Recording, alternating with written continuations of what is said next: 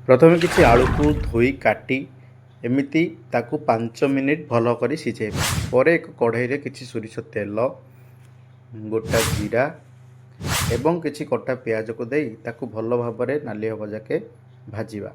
पर एथिरे अदा रसुण पेस्ट किसी कटा कंचा लंका देई ताकू पुणी किसी टाइम भाजिबा एवं सेगुड़ी को भाजी सारा पर से किसी हलदी गुंड स्वाद अनुसार लुण दे सिझा होइथिबा आलू को देई भल भाव ताको गुळई एक आलूर कषाटीए प्रस्तुत करिबा।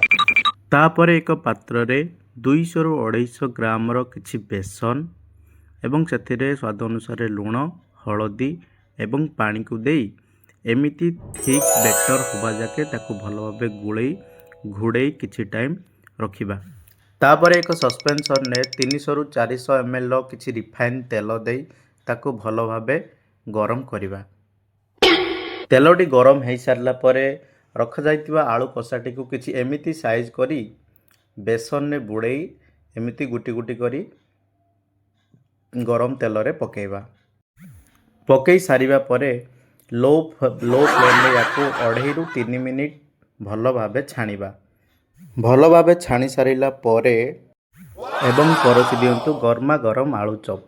तो सांग माने जदि वीडियोटी भल लागथे तो लाइक कमेंट निश्चय करंतु एवं मो चैनल को सब्सक्राइब करंतु एवं आपन को आलू चॉप कोउथरे खाया को भल लागे निश्चय कमेंट करंतु।